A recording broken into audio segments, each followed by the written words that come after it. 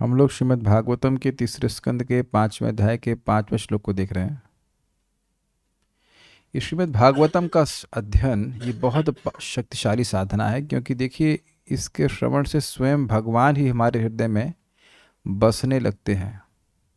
हमें कुछ करना नहीं होता, इसके अलावा केवल सुनना होता है। और आप यह भी देखेंगे कि कुछ लोग इस जगत में केवल एक रिचुअल की तरह करते हैं भागवतम, कि भाई पिताजी की मृत्यु हो गई तो इसलिए मुझे भागवत सुनना चाहिए, उससे भी पुण्य मिलता है। तो सोचिए, जो वाकई अपने हृदय को शुद्ध करने के लिए श्रीमद् भागवतम को नित्य सुनेगा उसको कितना लाभ होगा। जो व्यक्ति केवल इसलिए सुन रहा है कि भाई एक कर्मकांड की भावना में करते हैं जैसे, तो उसको भी पुण्य मिलता है। और वैसे वो जो प्रोफेशनल कथाकारों से कराते हैं उनसे भी मतलब कुछ मिलता है, ऐसा नहीं कह सकते कुछ पुण्य नहीं मिलता है। लेकिन जो अब हम लोग बैठ करके चर्चा कर रहे हैं, हम सभी भक्तों का एक साझ संकल्प है कि हमारा इससे हृदय शुद्ध होगा, तो कितना ज्यादा लाभ होगा।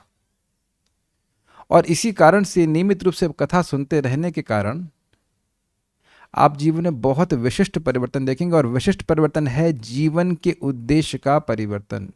जिस चीज को हम अपने जीवन में उपादेय मानते हैं, बहुत अच्छा मानते हैं, वह चेंज हो जाता है। क्या आप लोग ऐसा महसूस कर रहे हैं? ऐसा हो रहा है? I think this is very, और ये पता भी नहीं चलता कि कब होने शुरू कर जाता है। धर्म का ज्ञान सहज होने लगता है। तो हम लोग का बहुत बड़ा भाग्य। और मैं कल्याण प्रभु से ही चर्चा कर रहा था, और हम लोग विचारते कितना ज्यादा मतलब भाग्य है। शैली शुक्ला माता जी बता रहे थे कि उनकी माँ पता नहीं 2 घंटा, I don't know how much, पैदल चल करके इलाहाबाद में कथा सुनने जाती थी। मुझे नहीं लगता आप लोगों को अपना इंटरनेट ऑन करने और जूम ऑन करने में 2 घंटा लगता है। 2 घंटा तो क्लास भी नहीं होती है। Just see the mercy. हम लोग सब लोग साथ में आकर के पढ़ लेते हैं। एक बार देखते हैं इस जीवन में अगर हम इसको पूरा कर लेते हैं तो क्या। प्रभुपाद जी का लेक्चर सुन रहा था और उसमें कह रहे थे कि अभी सुन रहा था मैं, बोल रहे थे भागवतम के एक एक श्लोक समुद्र के समान है। एक एक शब्द इतना अद्भुत है कि उस पर विचार करेंगे तो पूरा जीवन विचार कर सकते हैं, पूरा जीवन विचार कर सकते हैं। लोगों के पास सुखी होने का, सुन रहे थे, सुखाय कर्माणि करोति लोके, सुख के सब प्रयास कर रहे हैं लेकिन सारे प्रयासों का रिजल्ट बिल्कुल विपरीत आ रहा है। Can you see the helplessness? क्या असहायता अवस्था, असहाय अवस्था लोगों की। और यहां कितना सहज सरल मार्ग है कि व्यक्ति बैठे भगवान के बारे में सुने और सही में मन को प्रसन्नता होती है। कितना इजी है, some things can be so easy. तो चलिए हम लोग अब सुनते हैं। अब विदुर जी हम सुन रहे हैं। विदुर जी प्रश्न कर रहे हैं मैत्री मुनि से। मैत्री मुनि से सबसे पहला जो प्रश्न किया था वो क्या था? 3.5.4 में उसका लिंक ये है कि भाई लोग सुख के लिए कर्म कर रहे हैं लेकिन दुख प्राप्ति हो रहा है, और उससे वे उपरत भी नहीं हो रहे हैं। जिससे जिस जिस मार्ग से उन्हें दुख मिल रहा है उससे वो हट भी नहीं रहे, तृप्त भी नहीं हो रहे हैं, वो इसी में लगे पड़े हैं। और आप ऐसा कुछ युक्त चीज बताएं जो इन्हें करना चाहिए, इससे हमारा सुख मिल जाए। ये तो युक्त नहीं है कि वह सुख प्राप्ति के लिए दुख का उपाय करें या सुख के उपाय के रूप में दुख प्राप्ति का कार्य करें, ऐसे करना चाहिए। तो इसलिए कह रहे तत्साधुवर्या दिशवर्त्म शमन संराधितो भगवान ये न पुंसाम हृदय स्थितो यच्छति भक्ति पूते ज्ञानम सतत्वाधिगमम पुराणम। तस्मात् इसलिए, तत्मतलब तस्मात् इसलिए, हे साधुओं में श्रेष्ठ मैत्रेय मुनि, आदेश आदेश कीजिए। क्या आदेश करें? वर्त्म शमन, न मतलब हमको, शम मतलब सुख रूप मार्ग, वर्तमान मतलब मार्ग को आप बताइए। आदेश जी के इस मार्ग पे चलो, ये बड़ा सुख रूप है। उससे क्या होगा? तो कहते हैं संराध तो भगवान ये न पुमसाम, जिसके द्वारा सम्यक रूप से पुमसाम अर्थात मनुष्यों के, इस जिसके द्वारा सम्यक रूप से आराधित होकर भगवान पुमसाम अर्थात मनुष्यों को हृदय स्थित, हृदय में स्थित होते हुए यच्छति प्रदान करते हैं। प्रदान करता है कह सकते हैं, लेकिन भगवान को आदर में कहेंगे तो प्रदान करते करते हैं। कैसा हृदय? भक्ति पूते, जो भक्ति के द्वारा पवित्र हुआ है। क्या प्रदान करते हैं? तो कहते हैं ज्ञानम, ज्ञान को प्रदान करते हैं। कौन सा ज्ञान? तो कह रहे हैं सतत्वाधिगमम, जो आत्मा के तत्व के साथ, आत्मा के तत्व के साथ आत्मा का बोध कराता है। कौन सा ज्ञान है, कैसा ज्ञान है? तो कहते हैं पुराणम, वह अनादि वेद प्रमाण ज्ञान है। उस ज्ञान का प्रमाण कि आत्मा है, परमात्मा है, भगवान है, इसका प्रमाण वेद में ही मिलता है। तो ऐसे ज्ञान को हृदय में प्रकाशित करते हैं, केवल थ्योरी नहीं, रियलाइजेशन दें। तो देखिए वो मार्ग है क्या? वो मार्ग है श्रवण कीर्तन का मार्ग। भगवान के यश का श्रवण कीर्तन का मार्ग ही है जिसके द्वारा भगवान सम्यक रूप से आराधित होकर के हृदय में अज्ञान नष्ट करके भगवान का ज्ञान देते हैं। इसीलिए पूछ रहे हैं। समझ में आया आपको? बड़ा इंटरेस्टिंग है। पहले बोल रहे हैं कि वो मार्ग बताइए जिसके द्वारा भगवान आराधित होकर के सारा ज्ञान प्रकाशित कर देते हैं। वही पूछ रहे हैं कि भगवान क्या क्या कर्म करते हैं। जो भगवान सर्वतंत्र स्वतंत्र हैं, तीनों लोकों के स्वामी हैं, वो क्या कर्म करते हैं वह बताइए, और कैसे इस जगत की सृष्टि करते हैं। यद्यपि वह इच्छा से रहित हैं, वह कैसे सृष्टि करते हैं, पालन करते हैं, संहार करते हैं, ये बताइए। बेसिकली भगवान के यश को बताइए। तो सबसे बड़ा सुख का मार्ग क्या है? भगवान के यश को बोलना और भगवान के यश को सुनना। क्या ये सुख स्वरूप है? क्या आप लोग दुखी हो रहे हैं? नहीं। क्या मैं दुखी हो रहा हूँ कथा बोल के? नहीं। प्रैक्टिकल देखिए कि भगवान के यश को बोलना और सुनना ये सुख का मार्ग है। और जब भगवान इस यश को श्रवण कीर्तन से प्रसन्न होते हैं तो भगवान हमारे हृदय में ज्ञान प्रकाशित करते हैं। ये बहुत सिंपल है। तो आचार्य समझा रहे हैं कि वो जानते हैं कि मार्ग क्या है और पूछ रहे हैं वो। जानते हैं का मतलब यही मार्ग है। विदुर जी को ऐसा नहीं कि नहीं पता कि सुख का मार्ग क्या है, महाभागवत में, लेकिन फिर भी पूछते हैं। कहेंगे क्या टेस्ट कर रहे हैं? टेस्ट नहीं कर रहे हैं। साधुओं का ये स्वभाव ही होता है। जैसे सनातन गोस्वामी जी चेतन महाप्रभु को पूछते हैं के आमी केने अमाय जारा तापत्रय, मैं कौन हूं और मुझे 3 ताप क्यों सता रहे? तो आप क्या सोच रहे हैं? क्या सनातन गोस्वामी को पता नहीं है? सनातन गोस्वामी जी काफ़ी पंडितों को बैठा करके भागवत में डिस्कशन करते थे। तो जो भागवत में डिस्कशन कर रहा है उसको यह भी नहीं पता कि वह है कौन। लेकिन वहाँ महाप्रभु जानते हैं कि महाप्रभु जानते हैं कि हमारा टेस्ट नहीं ले रहे हैं। महाप्रभु कहते हैं कि साधुर स्वभाव, साधु का स्वभाव होता है कि दृढ़ लागी, दृढ़ता के लिए वह प्रश्न करता है, यद्यपि उसे पता होगा।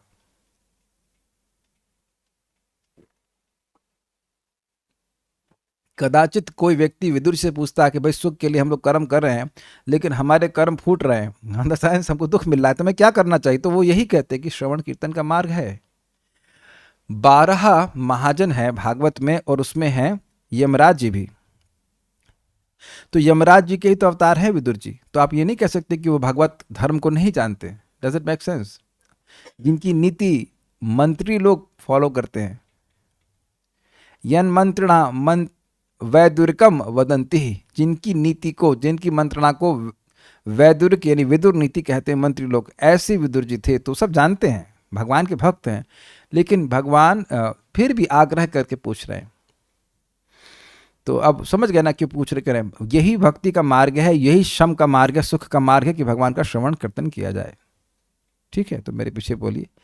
करोति कर्माणि कृतावतारो यान्यात्मतंत्रो भगवांस्त्रधीशः। करोति कर्माणि कृतावतारो यान्यात्मतंत्रो भगवांस्त्रधीशः।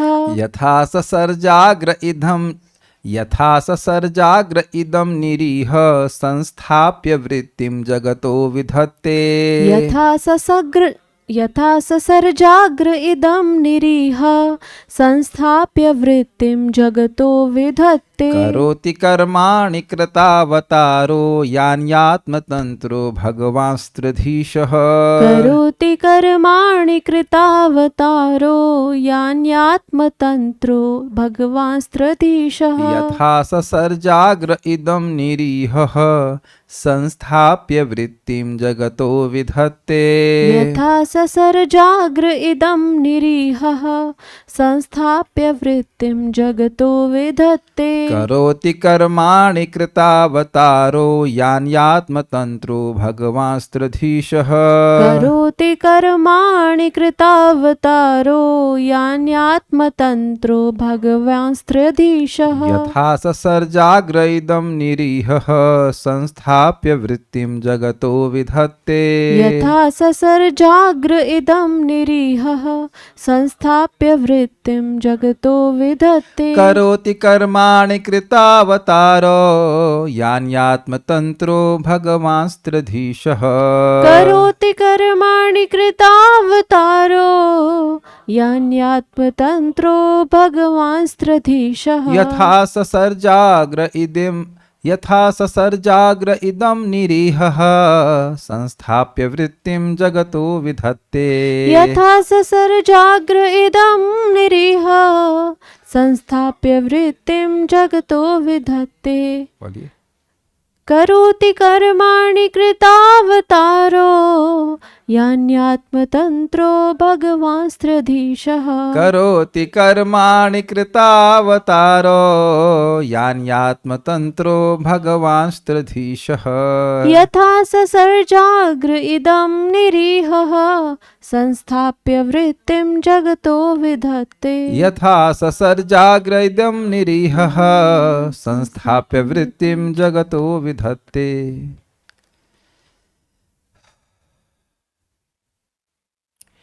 हे महर्षि मैत्रेय मुनि, कृपा करके बतलाएं कि पूर्ण पुरुषोत्तम भगवान जो तीनों लोकों के इच्छा रहित स्वतंत्र स्वामी तथा समस्त शक्तियों के नियंता हैं, किस तरह अवतारों को स्वीकार करते हैं। तो क्या प्रश्न हुआ? भगवान के अवतारों का वर्णन करें। और यही प्रश्न प्रथम स्कंद के प्रथम अध्याय में भी है।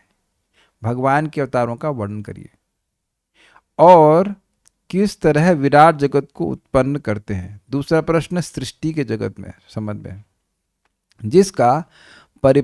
जिसके परिपालन के लिए नियामक सिद्धांत पूर्ण रूप से व्यवस्थित हैं। कैसे ब्रह्मांड के हर जीव का पालन हो, यह एक नियम के अनुसार चल रहा है। उस नियम की संस्थापना कौन की है? भगवान की है। वो क्यों कर पाते हैं? क्योंकि वह सर्वतंत्र स्वतंत्र हैं, सारी शक्तियों के नियामक हैं, स्वराट हैं। ये समझ में आ गया? तो दो प्रश्न है मूलतः। प्रश्न क्या है? अवतारों की कथा का वर्णन करें और भगवान इस विराट जगत की सृष्टि कैसे करते हैं इसका वर्णन करें। तो ये आप उसे समझ सकते हैं कि आगे सृष्टि तत्व का वर्णन क्यों आएगा, क्योंकि ये प्रश्न मैत्रेय मुनि ने किया है।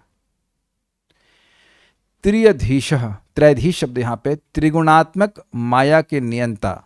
तो त्रियधीश का मतलब तीन के नियंता। तीन का मतलब रजगुण, तमगुण, सतगुण के नियंता।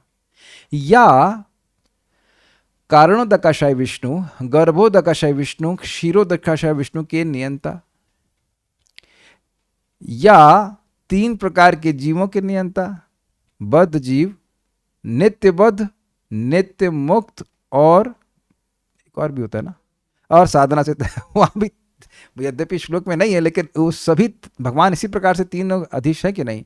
या तीनों लोकों के नियंता, नीचे के लोक, मध्य लोक और ऊपर के लोक, इन सभी की नियंता भगवान है। तो त्रैधीश का जो भी आप अर्थ लें, अलग अलग अर्थ लेते, वो भगवान का ही गुण है, लेकिन यहाँ पे त्रैधीश से आपको लेना पड़ेगा इन तीन के नियंता। तो तीन अलग अलग प्रकार से हो सकते हैं।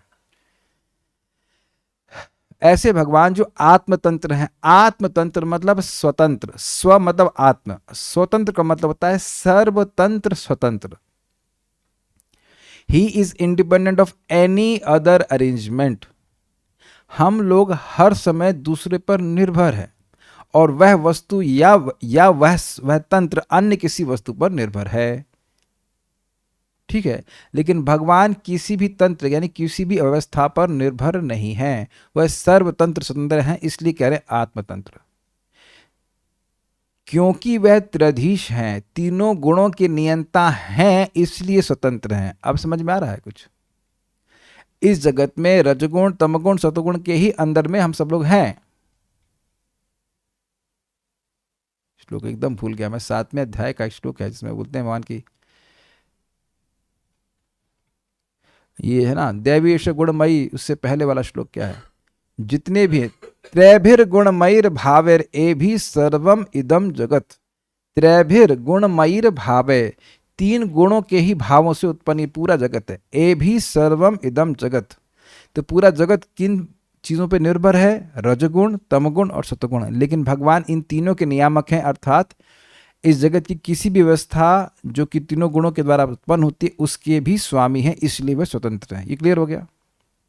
ऐसे भगवान, षडैश्वर्यपूर्ण भगवान, कृतः अवतार, अवतार ग्रहण करके, यानी कर्माणि करोति, वह सब गोवर्धन धारण आदि दिव्य कर्मों को कहते हैं। तो यहां पे त्रिधि शब्द भगवान श्री कृष्ण को सूचित कर रहा है। ठीक।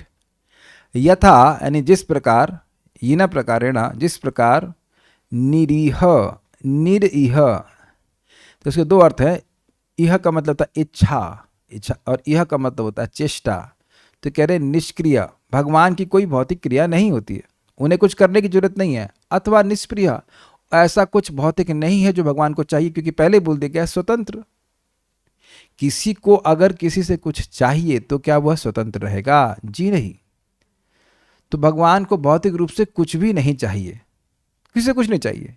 तो निष्क्रिय है और निष्प्रिय है, अथवा निष्क्रिय अथवा निष्प्रिय होकर भी महाविष्णु रूप में वह अग्रे सर्वप्रथम महाकल्प में, यानी कि सृष्टि की शुरुआत में, इदम ससर्ज, इस विराट जगत को ससर्ज यानी उत्पन्न कर, जगतः संस्थाप्य, ब्रह्मांडों को सुस्थिर करके, मतलब स्थान पे अपने स्थित करके, फिक्स करके, वृत्तिम विधत्ते, जीवकोपार्जन के साधन का विधत्ते, जिस तरह वह नियमन करते हैं, कृपया आप वर्णन कीजिए। कृपया आप वर्णन कीजिए श्लोक में नहीं है, लेकिन आगे के श्लोकों में आएगा, वहां से अन्वय लेना पड़ेगा। ये जिस तरह से, ये जिस तरह से, जिस तरह से, जिस तरह से, जिस तरह से, इसका वर्णन कीजिए, तो वो उस श्लोक में आएगा। शायद 90वें श्लोक में आ रहा है, लेकिन वर्णन कीजिए को आपको हर श्लोक में लगाना पड़ेगा। इस दो शब्दों को देख लीजिए। वृत्ति का मतलब समझते हैं, ब्राह्मण की वृत्ति, क्षत्रिय की वृत्ति, शब्द सुने हैं आप लोगों ने? वृत्ति मतलब ही होता है जीवों को उपार्जन की वृत्ति। क्या हम लोग सब लोग एक ही प्रकार से अपनी जीविका को उपार्जन कर रहे हैं? नहीं, सबकी वृत्ति अलग अलग है। लेकिन यह केवल मनुष्यों पे ही घटित नहीं होगा, सभी जीवों पर घटित होगा। सबकी बुद्धि अलग अलग प्रकार की है। बंदरों को केला अच्छा लगता है और बाघ को हिरण अकेला अच्छा लगता है खा जाने के लिए, है ना? दोनों की वृत्ति अलग है कि नहीं, बताइए। ये समझ में आ रहा है कि नहीं आ रहा है? तो हर जीवात्मा की वृत्ति क्या होगी? अमीबा या बैक्टीरिया, वो सबको अलग भोजन है। तो हर जीव की वृत्ति को भगवान विधत्ते, विधान करते हैं कि ये जीव इस प्रकार से जिएगा। मच्छर खून पी के जिएगा, ये वृत्ति है ना मच्छर की। मच्छर को कह रहे भैया खून मत पियो, ऐसा करो तुमको हम वो दे देते हैं ना, रसमलाई नहीं भाई, उसको सेम चीज होनी चाहिए ना। अरे नहीं भाई, आइसक्रीम नहीं, क्या बीट रूट का जूस। अब ट्राई करना कि क्या भाई बीट रूट के जूस से खून बनता है कि नहीं? तो आप कहेंगे भाई हमको डिस्टर्ब ना करो, हम तुमको खून का एक तालाब दे देते हैं। उनके लिए तो तालाब ही है ना वो, तब एक कटोरी में भर के रख दीजिएगा, वो नहीं पिएंगी। वो आपके पास भिन्न भिन्न करके ही, भिन्न भिन्न तरीके से आपको परेशान करके ही खून पिएंगे। आज मैं रिसर्च कर रहा था इस पे, तो बता रहे थे कि जितना इंसान को नहीं मारता उतना मच्छर इंसान को मारता। 7.5 लाख मृत्यु होती है मच्छरों के कारण पूरे विश्व में। दैट्स इंटरेस्टिंग, काफी खतरनाक है, लगते नहीं है ना? तो इस वृत्ति का भी भगवान ने निर्धारण किया हुआ है। कौन आइडिया देता है इनको? आप लोग आपने आश्चर्य करेंगे, मैं आश्चर्य करेगा। कल रात्रि में मैं सुबह उठा, हमने कहा भाई ये मच्छर कैसे घुस गए मच्छरदानी में। सब तरफ देख रहा हूं, मुझको खुद छेद नहीं दिखाई पड़ रहा। अंत में एक छोटा सा छेद था। हमने कहा देखो भगवान कितना आइडिया देते हैं। आप कहते हैं मच्छर की बुद्धि नहीं है। ये इंटरेस्टिंग महावीर प्रभु बता रहे हैं कि इंटरेस्टिंग महावीर प्रभु ने बड़ा अच्छा बात बताया कि मैं देख रहा हूं लाइट जला करके, और वह लाइट के बंद होते हुए ढूंढ लेते हैं। This is amazing, is it not amazing point? कि इंसान होकर के लाइट जलाकर बहुत आंख गड़ाया, तब अच्छा यहां से शायद यहां से घुस गए होंगे, और वह अंधेरे में ढूंढ ली कि कहां से घुसना, क्योंकि भूख लगी है। भूखा मच्छर बाघ बराबर है कि नहीं? Is it not? तो ये वृत्ति का निर्धारण भगवान ही कर रहे हैं ना। ये सोचने वाली बात है ना कि आप कैसे आप कुछ नहीं ढूंढ सकते अंधेरे में, हम लोग कुछ नहीं ढूंढ सकते। और उन्होंने अपने भोजन का द्वार खोल लिया, देख लिया, शुभ कृष्ण हॉल ढूंढ लिया उन्होंने। शुभ कृष्ण हॉल कहाँ है, इसका दरवाजा कहाँ, जहाँ पे घुस करके खून मिलेगा हमको। ठीक है कि नहीं? This is amazing.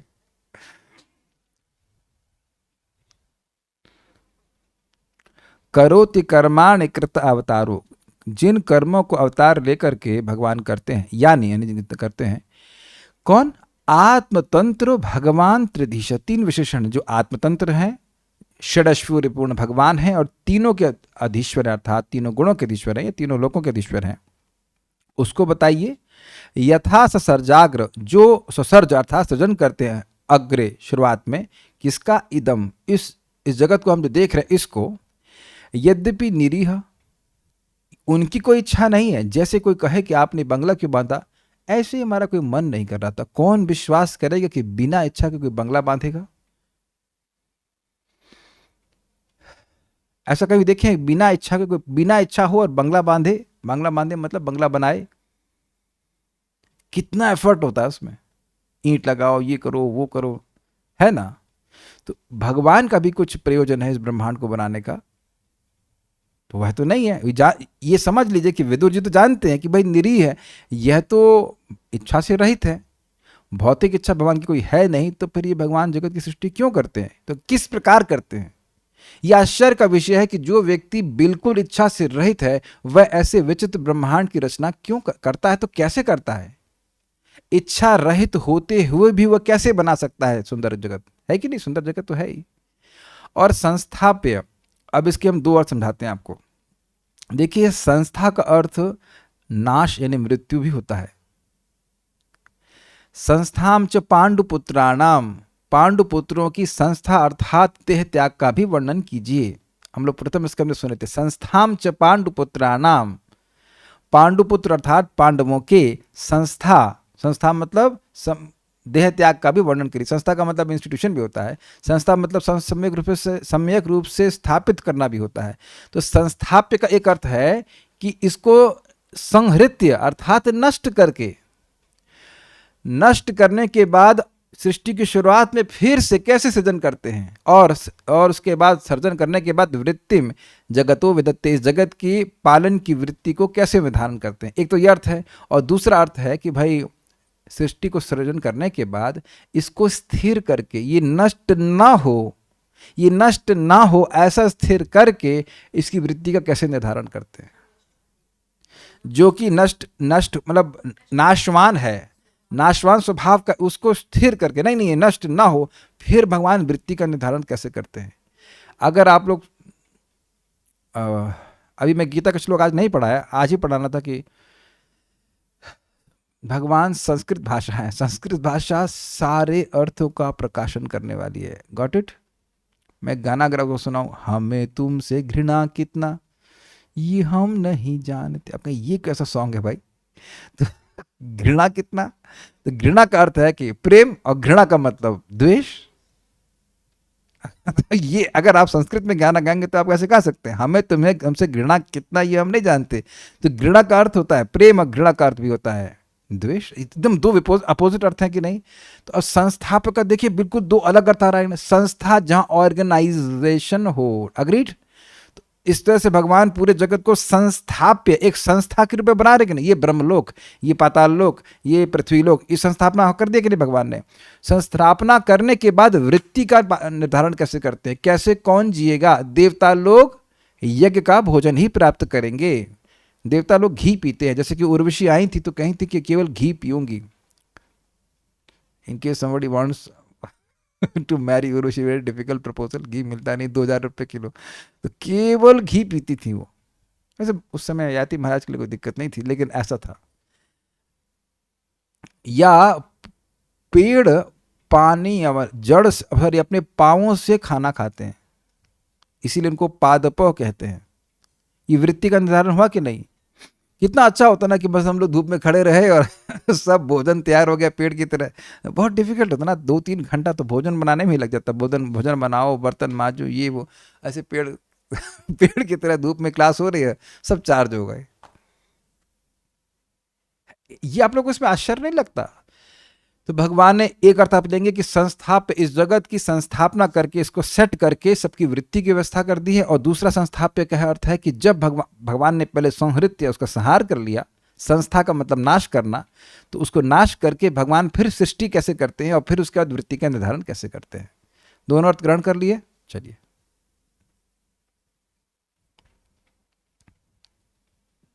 क्लास नहीं है।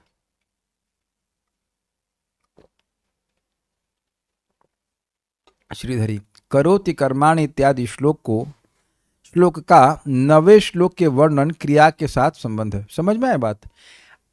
इसका वर्णन करिए, भगवान की लीलाओं का वर्णन करिए और भगवान कैसे सृष्टि करते हैं इसका वर्णन कीजिए। तो ये वर्णन कीजिए, यह श्लोक में नहीं आया है। इस श्लोक में वर्णन कीजिए शब्द नहीं आया है, ये 9वें श्लोक में आएगा, लेकिन वहां से अन्वय लेना होगा आपको। इसका वर्णन कीजिए, इसका वर्णन कीजिए। श्री भगवान तो त्रिगुणात्मिका माया के स्वामी हैं। यथा अर्थात जिस प्रकार से कृतावतार अर्थात उन्होंने पुरुष रूप से अवतार ग्रहण किया और त्रिधीश अर्थात माया के नियंता होने के कारण वे स्वतंत्र होकर भी यानी कर्माणि अर्थात जिन कर्मों को करते हैं उनको आप बताएं। क्या मतलब है इसका? मतलब ये है कि देखिए, हम लोग माया के प्रेशर में के कर्म करते हैं। भगवद गीता में पूछा गया कि व्यक्ति पाप नहीं करना चाहता तो फिर क्यों करता है? तो कहते हैं काम ऐशा क्रोध ऐशा रजोगुण समुद्भव। रजोगुण से सम्यक रूप से उद्भव प्रकट ये जो काम है और क्रोध है, यही व्यक्ति को गलत कार्य करने में प्रयोजित कर देता है, हाँ, प्रवृत्त कर देता है। यस, तो वहां देखा जा रहा है कि व्यक्ति काम से प्रभावित होकर के कार्य कर रहा है, यानी कि वह स्वतंत्र नहीं है। लेकिन भगवान स्वतंत्र होते हुए भी जिन कर्मों को करते हैं वह बताइए। उन कर्मों के ही विषय में विशेष रूप से पूछते हैं, उनको बताइए। उन कर्मों के ही विषय में विशेष रूप से पूछते हैं। थोड़ा समझिए इस बात को। इनने कहा कि सिद्धो स्वामी के अनुसार कि भगवान स्वतंत्र होते हुए तीनों गुणों के स्वामी होते हुए भी जिन अवतारों के पुरुष अवतार आदि को लेकर के कार्य करते उनको बताइए। तो क्या बताएं?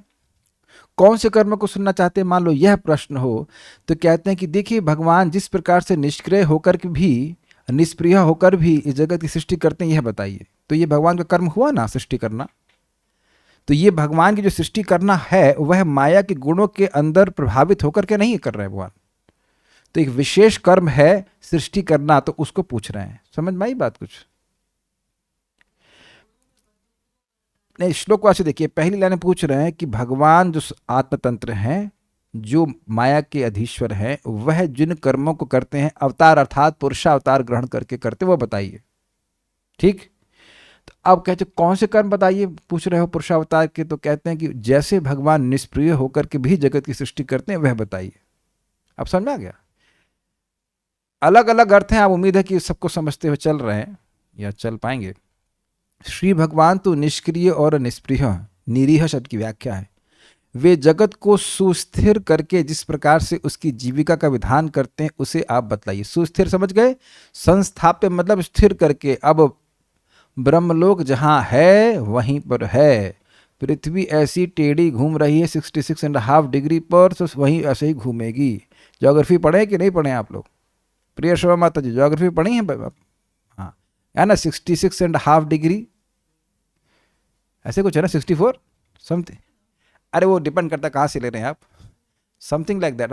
ऐसे सुना है 66.5 वॉट एवर में भी, मैंने बहुत पहले पढ़ा था। लेकिन ऐसे पृथ्वी टेढ़ी चल रही है ऐसे बता रहे हैं। तो टेढ़ी चल रही है, गर्दन टेढ़ी रखी, कब तक रखेंगे? तो आप अपनी गर्दन को टेढ़ा रख रहे हैं तो दिक्कत होगी। ओके, करेक्शन आ गए 23.5। Okay, I am corrected. 23.5 degree angle जो भी है, तो जो भी है, तो 23.5 एंगल पे गर्दन को रखिए तो कितनी एनर्जी लगी, करके देखिए थोड़ी देर के लिए। क्लास में ऐसे रखिए और आप देखेंगे कि काफ़ी एनर्जी लगती है गर्दन को टेढ़ी रखने में। सीधा रखने में जितनी एनर्जी लगती है उससे ज़्यादा एनर्जी लगती है टेढ़ा करने में। तो भगवान पृथ्वी को टेढ़ा करके रखे, क्यों आपको पता है ना? उसी वजह से हम लोग के नॉर्दर्न हेमिस्फेयर और सदर्न हेमिस्फेयर में अलग अलग वेदर होते हैं। हम ज्योग्राफी नहीं पढ़ा रहे, लेकिन एक बात यह है कि भगवान स्थिर कर दिए कि पृथ्वी टेढ़ी ही चलेगी। और अपनी क्या कहते हैं उसको, ऑर्बिट को क्या कहेंगे? धुरी बोलेंगे, जो भी, मतलब कक्षा में ही चलेगी। कितने कितने ब्रह्मांड में सारे लोक लकांतर है, ये सारी व्यवस्था भगवान करते हैं। तो संस्थाप्य का मतलब है कि भगवान ने कैसे कैसे लोग को स्थापित किया। कुछ कह रहे थे आप? हाँ, अपने सारे प्लैनेट चल रहे हैं और सब अपनी व्यवस्था पे चल रहे हैं। इतने समय पर ही सूर्य उदित होगा, अस्त होगा इत्यादि सब भगवान ने व्यवस्था कर रखी। यस्याज्ञया भ्रमति संभृत काल चक्रो गोविंद मादि पुरुषम तम हम भजामि। जिनकी आज्ञा से पूरा काल चक्र चल रहा है। तो आप समझ गए होंगे कि भगवान ने कैसे स्थिर करके रखा हुआ है।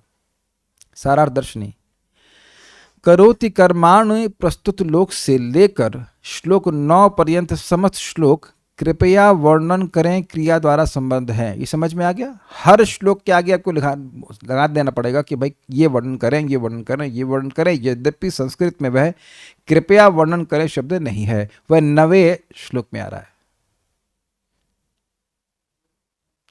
मान लीजिए मुझसे पूछा जाए कि क्या बनाना है, दाल, चावल, सब्जी, रोटी, चटनी और मट्ठा बनाएं, तो मैं ऐसे ही बोल सकता हूँ दाल बनाएं, चावल बनाएं, मट्ठा। तो ऐसे नहीं बोलते हम। दाल चावल हलवा मट्ठा ये सब बना दें, तो बना दे अब अंत में बोलेंगे तो क्या जो अंत में बोला बस वही बना दे। आप बताइए माता जी, लोग घर में कभी कोई साधु आते हैं, भक्त आते हैं, तो आप लोग को पति या प्रभु जी कोई भी जो भी बोलते हो कि आप बनाइए, तो कहेंगे अच्छा देखो दाल बनाने के लिए नहीं बोल रहे। उन्होंने कहा नाम लिया दाल चावल सब्जी रोटी हलवा मट्ठा बना दे, तो उन्हें कहा मट्ठा बनाएंगे और कुछ नहीं बनाएंगे। समझ में आ गया आप। अब देखो सामान्य भाषा समझ में आती है, और भागवत में हो तो लगना कड़ा कठिन है। कुछ कठिन नहीं है। आप इसका अर्थ आपने जोड़ लिया कि बना दे मतलब दाल बना दें, चावल बना दें, सब्जी बना दें, ये बना दें, ये बना दें और मट्ठा भी बना दें। इंगित अर्थ नहीं है, उसको आप जोड़ लीजिए ना हर जगह। बना दे को हर जगह जोड़ जाएगा। इसे कहते हैं बना दे सर्वत्र संबध्यते।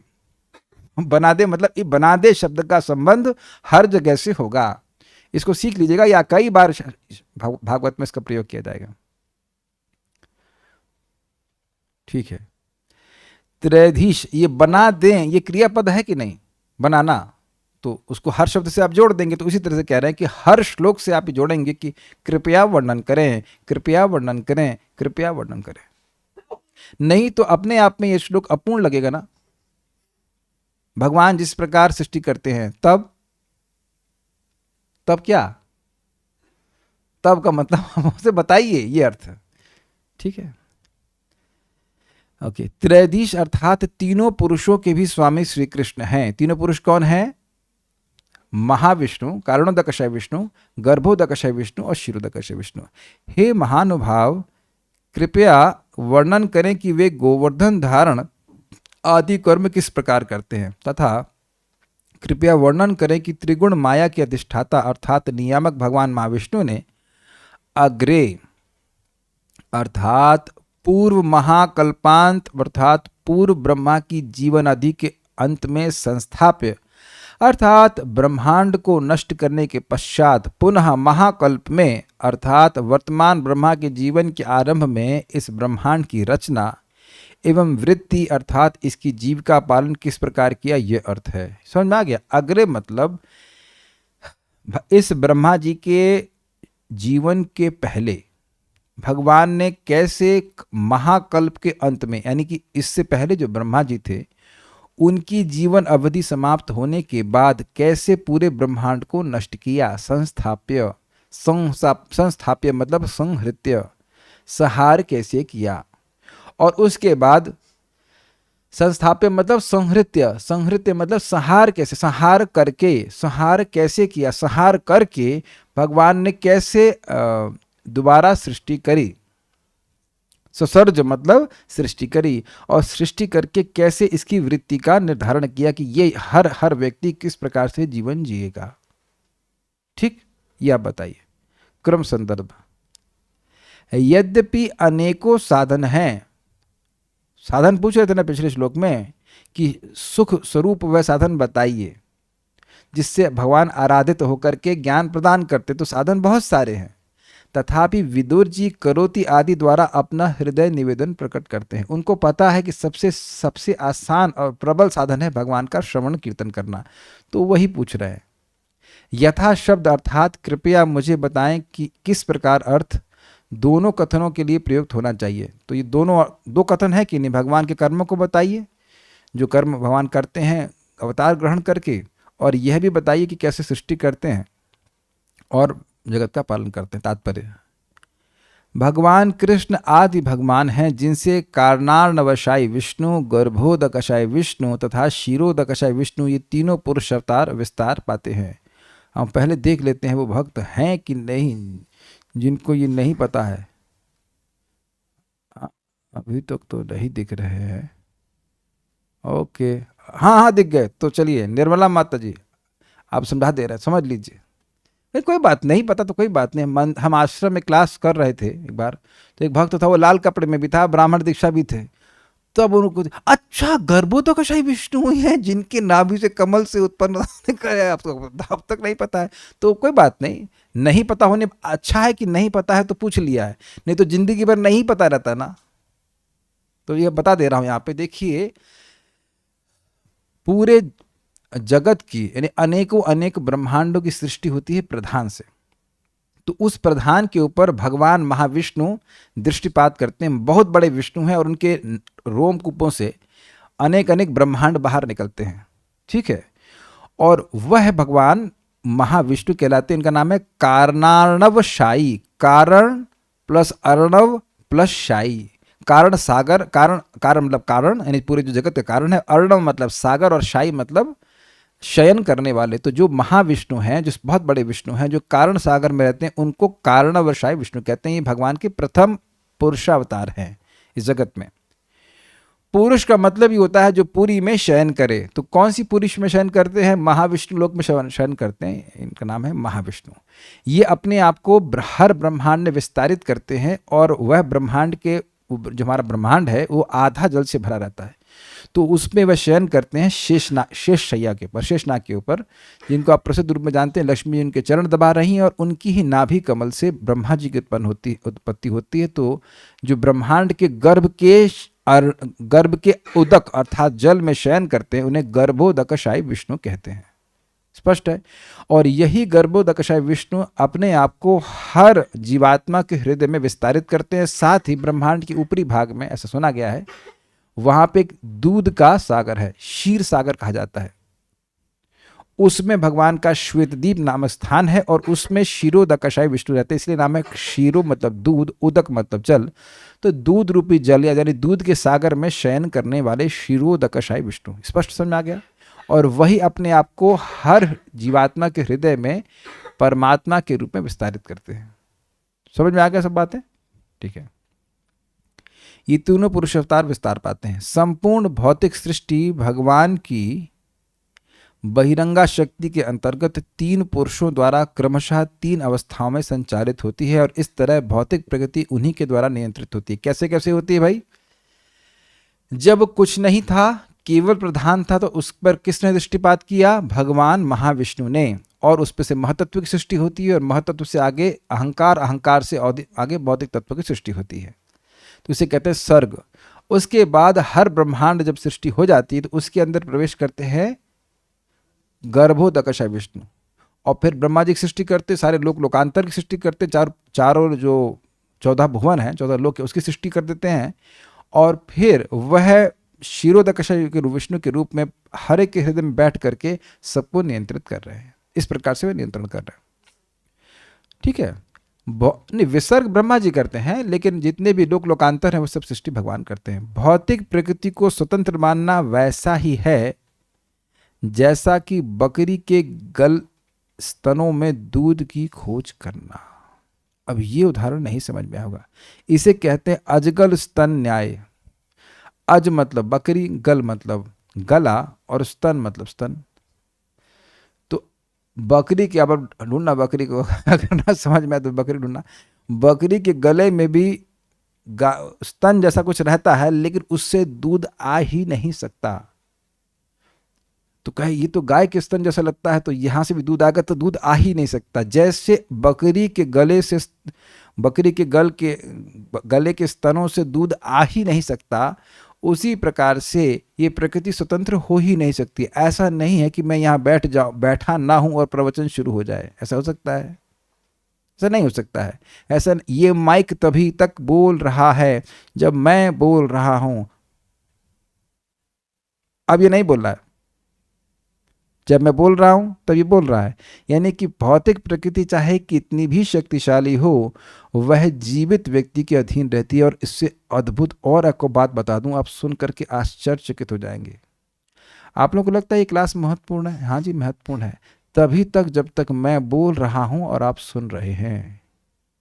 ये बात अगर जिंदगी में आप याद रखेंगे तो बहुत बड़ा अंतर पड़ जाएगा। Matter has no value. पूरी क्लास भूल जाइए, ये बात याद रखना, क्योंकि पूरी जिंदगी हम मैटर के पीछे भागते रहते हैं। Matter has no value, not some value, matter has no value. हम अपने आध्यात्मिक जीवन को इसीलिए नष्ट कर देते हैं क्योंकि हम मैटर को कुछ तवज्जो देते हैं, because we give some importance to matter, but matter has no value. आप जिस भी शहर में रह रहे हैं, मेट्रोपॉलिटन हो चाहे कुछ भी हो, वो तभी तक उसको महाशहर कहा जा रहा है जब तक वहां पे जीवात्माएं हैं। अगर जीवात्माएं हटा दी तो क्या कहा जाएगा? कुछ भी वैल्यू नहीं है, सुनसान है। Is that sinking in? This is very very deep point. क्यों कह रहा हूं? क्योंकि हम मैटर में रहते रहते, भौतिक पदार्थ में रहते रहते पदार्थों को इतनी तवज्जो मतलब महत्व देते हैं कि जो मनुष्य हमारे साथ में है या जीव हमारे साथ में, उनको ध्यान नहीं देते। शायद आप इस बात से सहमत होंगे। और कहीं कहीं तो अपने आप को भी महत्व नहीं देते, देह को ही महत्व देते हैं। देह को महत्व तभी तक है जब तक मैं हूं। अगर मैं आज शरीर छोड़ दूं तो क्या इस शरीर को कुछ रखा जाएगा? तुरंत जला दिया जाएगा, तुरंत जला दिया जाएगा। मतलब कि किसी काम का नहीं है, केवल फूंक देने के लिए है। It is useless. Please try to understand this. मैं कोई टॉन्ट या कोई कटाक्ष नहीं कर रहा हूं, ये सत्य है। जब मैंने प्रभुपाद से सुना, हमको बहुत अच्छा लगा बात। ये प्रभुपाद जी के शब्द है। कितना अमेजिंग है ना। बॉम्बे बहुत महत्वपूर्ण शहर है कि नहीं? दिल्ली, और वहां के सारे इंसानों को हटा दीजिए, तब कोई वैल्यू नहीं है। पार्लियामेंट हाउस महत्वपूर्ण है कि नहीं? कुर्सी और चेयर की वजह से। कितनी अच्छी कुर्सी लगी है। आप में से कितने लोगों को ये बात समझ में आ रही जो मैं कह रहा हूं? This is not revolutionary thought. हमारे घर में चाहे कितना भी बड़ा हो चाहे कितना भी छोटा हो, सबसे महत्वपूर्ण आप है और आपके बाप है। मतलब बाप इन द सेंस बाप माँ, जो संबंध है, वो जो लोग हैं वो महत्वपूर्ण हैं। संस्था के स्तर पे भी लोग परेशान हो जाते हैं, वो भक्तों को महत्व कम देते हैं और बिल्डिंग को अधिक। देखा गया है। This is very amazing. Anyways, हम थोड़ा सा इस बात पे चर्चा कर रहे थे कि भगवान एक कॉन्शियस व्यक्ति हैं और उन्हीं की वजह से प्रकृति चल रही है। कभी भी प्रकृति को स्वतंत्र नहीं मानना चाहिए। बार बार प्रभुपाद इस बात को समझा रहे हैं। भगवान स्वतंत्र हैं और इच्छा रहित हैं। इच्छा रहित है मतलब भौतिक इच्छा से रहित है। वे भौतिक जगत की सृष्टि अपनी तुष्टि के लिए नहीं करते, जिस तरह हम अपनी भौतिक इच्छाओं की पूर्ति के लिए घरेलू कामकाज की सृष्टि करते हैं। समझ में आया? ये चाहिए, फ्रिज चाहिए, वो चाहिए, चाहिए। तो भगवान कहें हमको भी एक भौतिक ब्रह्मांड चाहिए। आप आगे भी पढ़ेंगे कि गर्भोदकशा विष्णु इस ब्रह्मांड में प्रवेश करते हैं और अपनी गणना के अनुसार 1 सेकंड रहते हैं और कहते हैं अच्छा स्थान नहीं है, और उस निकल जाते हैं। ये जो गर्भोदकशा विष्णु का प्रवेश और अप्रवेश है, वो केवल उनका एक क्षण मात्र है, जिसमें पूरा ब्रह्मा जी की आयु बीत जाती है।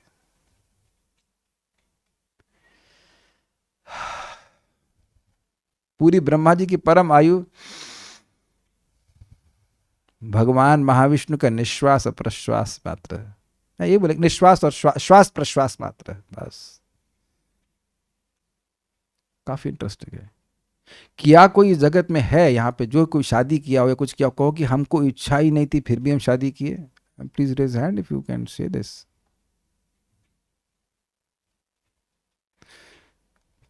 या हम कहें कि हमारी कोई इच्छा नहीं है लेकिन फिर भी हम दाल चावल खा के आए हैं।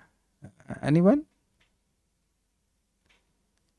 बार बार इस तरह की तुलना की जा रही है ताकि व्यक्ति को समझ में आए कि भगवान ने उपकार कितना बड़ा किया है। उनको भौतिक जगत की जरूरत है ही नहीं, और भौतिक जगत की सृष्टि कैसे हुई किसी को पता है ही नहीं। जो बताया जा रहा है वो खाली थोड़ा थोड़ा बात बताई जा रही है। डिटेल में कैसे सृष्टि करी हुई ये किसी को नहीं पता। तो भगवान को पता है, यानी इतना कॉम्प्लेक्स है किसी को नहीं पता है। क्लियर? लेकिन सृष्टि तो हुई है तो भगवान को तो पता है।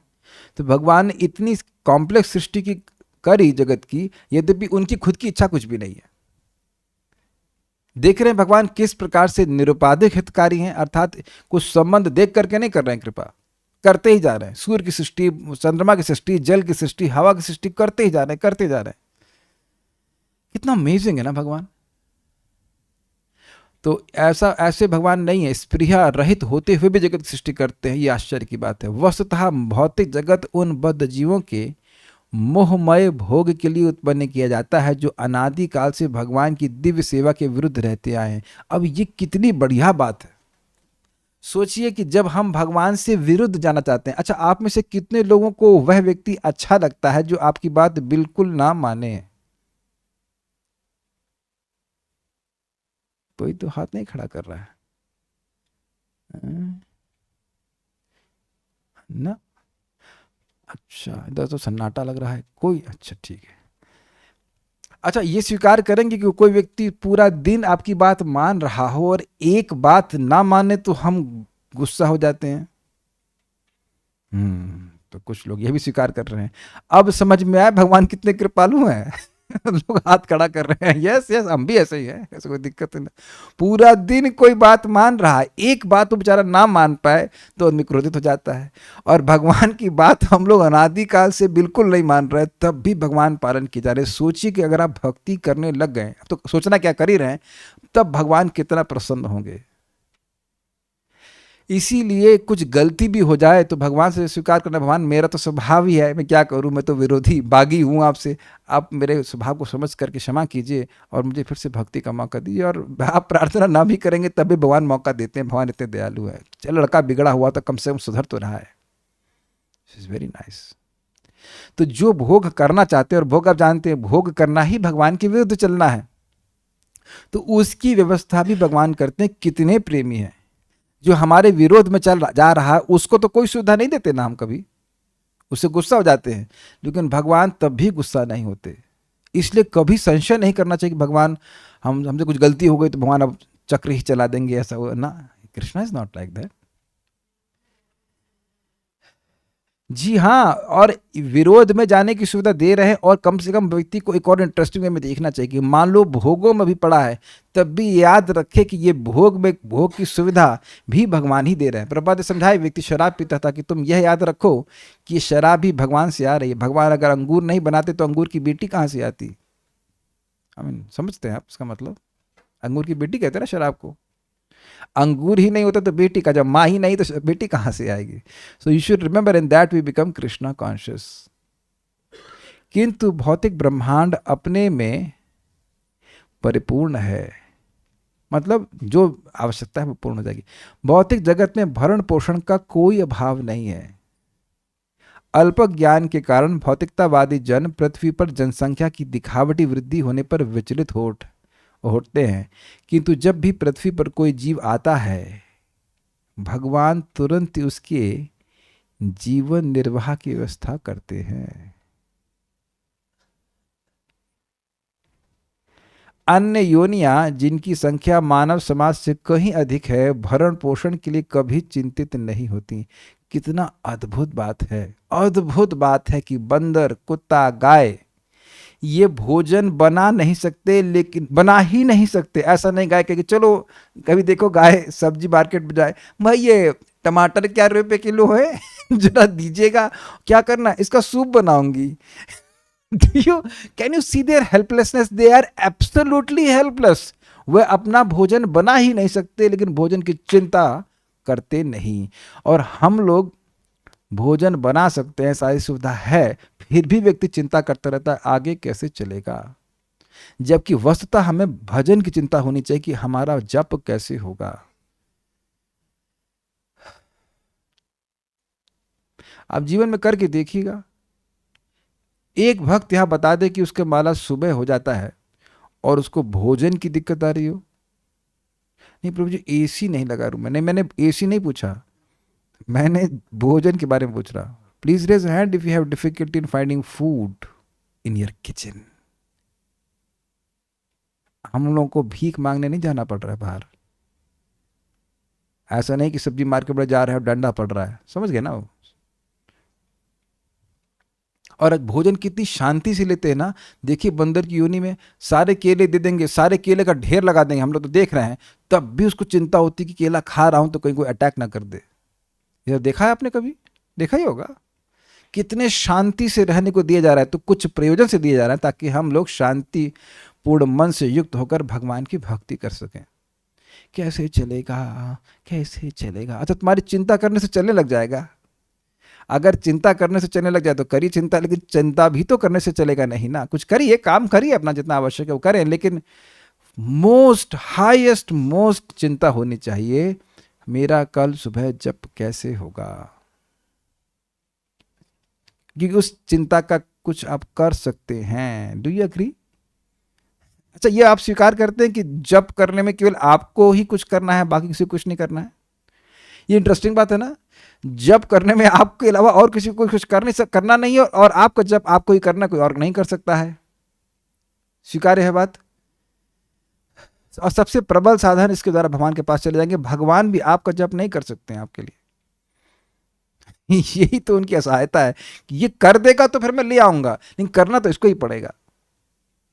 इसकी चिंता रखना चाहिए। इसके लिए मेरा स्वास्थ्य ठीक रहे, मेरी नींद पूरी हो, जो कुछ भी करना करिए।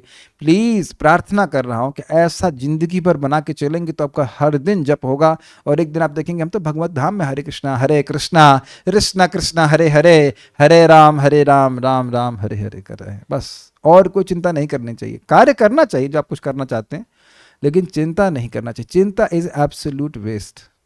आगे बढ़ते हैं। वे कभी भी भूख से मरती नहीं देखी जाती हैं। यह तो एकमात्र मानव समाज है जो खाद्य स्थिति के विषय में चिंतित रहता है, और प्रशासनिक कुव्यवस्था को छिपाने के लिए दलील दी जाती है कि जनसंख्या अत्यधिक गति से बढ़ रही है। अब विचार कीजिए कि जो आजकल फिल्में बनती है कितने कैसने पैसों की बनती हैं, 300 करोड़, 150 करोड़ या 200 करोड़। तो उनसे पूछो कि उसमें कितने करोड़ लोग खाना खा लेंगे। एक व्यक्ति का खाना 50 रुपये पर मील, अच्छा खाना मिल जाता है 50 रुपये में। डिवाइड कीजिए कितने हो जाएगा, 300 डिवाइड बाय 50, 6 करोड़ लोगों को भोजन मिल जाएगा। और जब 300 करोड़ की पिक्चर बनती है, मैं एग्जाम्पल दे रहा हूं, तो उससे कितने करोड़ों लोग अज्ञान में जा रहे हैं, कितने लोगों का भजन डिस्टर्ब हो रहा है। आप विचार कीजिए। और वहां कोई दोष नहीं देखता है ना लोग। और ऐसे बहुत हल्ला कर रहे हैं कि भैया अनाज कम हो रहा है, अनाज कम हो रहा है। लोगों को कम करो कि अनाज कम हो रहा है।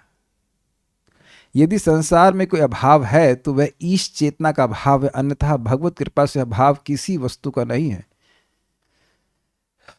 तो अब चलिए, पूरे समाज को तो हम चेंज नहीं कर सकते। अपनी गृहस्थी में, अपने जीवन में व्यक्ति देखे कि मेरा ईश भावना का अभाव कहाँ हो रहा है। और मूलतः ईश भावना का भाव होता है श्रवण के अभाव से। क्या यह सबको स्पष्टता समझ में आ गया है? और फिर मैं रिपीट कर रहा हूं, मैटर कैन नॉट सेटिस्फाई अस। अगर हम केवल पदार्थ ही इकट्ठा करते रहेंगे, हम में से कोई भी वैसा होगा, तो आप अपने आप को असंतुष्ट ही पाएंगे। लेकिन यदि हम भगवान की भक्ति के पॉइंट्स इकट्ठे करते से भी, आपने भागवत सुना, आप जब करें, तो मेरा निवेदन है कि 1 महीना जो नहीं कर पा रहे, 1 महीना रगड़ के कीजिए। मतलब अच्छे से करिए, एक भी दिन ना मिस कीजिए। और फिर 1 महीने बाद असेसमेंट करिए कि आपके चेतना में क्या परिवर्तन आया। And if that works for you, then you work it out for whole life. मैं समझा पाया मैंने क्या कहा? जो भी नहीं कर पा रहे, प्लीज मैं उनको डांट नहीं रहा हूं, मैं समझा रहा हूँ। एक एक्सपेरिमेंट करके देखिए कि चलिए हमने कैसे भी करके देखा, अपना जीवन कैसे भी चला लिया, लेकिन 1 महीना मैं रोज, अगर कथा होगी तो रोज कथा सुनूंगा। मैं देखिए सुबह वाली कथा के लिए एक्सपेक्ट नहीं कर रहा कि बहुत सारे काम हो सकते हैं, लेकिन शाम को अपने आप को फ्री कीजिए, शाम को कथा सुनिए और सुबह अब जब अच्छे से करें। मैं तो यह भी नहीं कह रहा हूँ कि पढ़िए वढ़िए, कुछ भी नहीं, क्योंकि जितने पढ़ाई यहाँ पे हो रही इतना भी रोज कोई नहीं कर पाता है। अगर इतना भी कर लेगा तो बहुत ज़्यादा होता है, बहुत ज़्यादा होता है। एक्चुअली जितना पढ़ा रहा हूं, अगर उतना भी पढ़ लिया तो भी बहुत ज्यादा होता है। उतना भी नहीं पढ़ेगा कोई व्यक्ति, मुझे पता है, कलयुग है भाई। आप ये 1 महीना करिए और फिर स्वयं, ये मुझे नहीं करना है, स्वयं सेल्फ असेसमेंट करिए कि क्या संतुष्टि मिली।